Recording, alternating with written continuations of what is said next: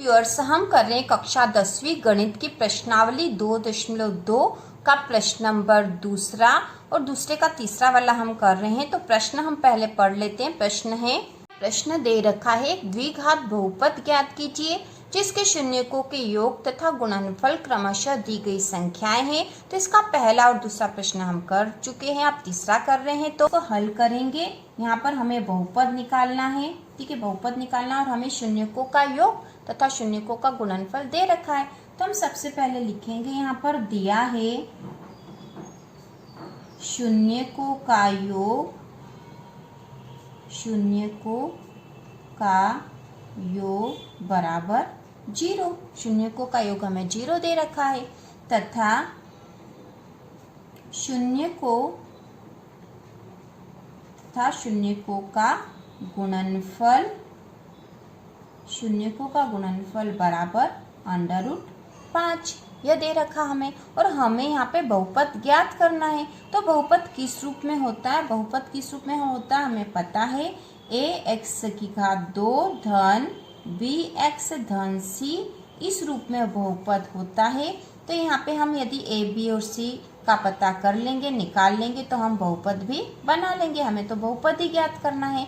तो a b और c निकालने के लिए हमें यहाँ दे रखा है शून्यकों का योग और शून्यकों का गुणनफल। तो हम इनके सूत्र लगाकर उसमें इनका मान रख देंगे और a b और c निकाल लेंगे। तो सबसे पहले हम करेंगे शून्यकों का योग।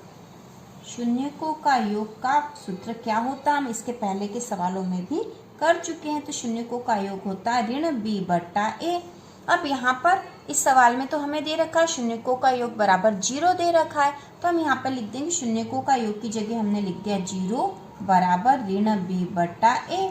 तो यहाँ पे a के सामने कुछ भी नहीं तो हम बटा 1 लिख देते हैं। तो इस तरह के सवाल में हम जिसके सामने जो संख्या आती है वही उसका मान लेते हैं। तो अब हम इसको सबसे पहले समीकरण 1 नाम दे देंगे, क्योंकि a का मान हमें शून्यकों का गुणनफल वाला सूत्र लिखेंगे उसमें भी a का मान आएगा। और यदि दोनों के मान बराबर हो गए तो वही रखेंगे और यदि बराबर नहीं हुए तो हम बराबर करने की कोशिश करेंगे। तो अब हम पहले यहाँ पे कर लेंगे। अब अगला जो है शून्यकों का गुणनफल, शून्यकों का गुणनफल का सूत्र लगा देंगे। तो शून्यकों का गुणनफल बराबर होता है c/a। शून्यकों का गुणनफल बराबर है c/a। तो यहाँ शून्यकों का गुणनफल हमें कितना दे रखा है? तो यहाँ पर हमें दे रखा √5। तो हम यहाँ लिख देंगे √5। तो √5 बराबर c/a। अब यहाँ पे भी a के सामने कुछ नहीं तो हम लिख देंगे बटा 1। किसी भी संख्या के बटा 1 हम लिख सकते हैं। तो यहाँ से c का मान तो √5 आ गया और a का मान आ गया 1, क्योंकि a के सामने 1 है। और यहाँ पे समीकरण 1 में भी a के सामने 1 ही था। तो अब हम आसानी से इन दोनों समीकरण से a b और c का मान निकाल लेंगे। b का मान यहाँ से आ जाएगा, a का मान यहाँ से, और a का मान दोनों में बराबर है 1 और 1। तो यहाँ पे हमें कुछ और करने की आवश्यकता ही नहीं है। और c का मान आ जाएगा √5। तो हम अब लिख देंगे समीकरण 1 व 2 से, दोनों से हमने a b और c के मान निकाल लिए हैं। तो a का मान कितना आया है? दोनों में 1 आया तो हम 1 लिख देंगे। तो b का मान कितना आया? तो यहाँ पे ऋण b है, देखो ऋण b है बराबर 0 है। तो b बराबर भी 0 होगा, क्योंकि 0 में धन और ऋण का कोई फर्क नहीं पड़ता है। तो b बराबर हम लिख देंगे 0 और c बराबर हो जाएगा √5, क्योंकि यहाँ पे c का मान √5 आया है।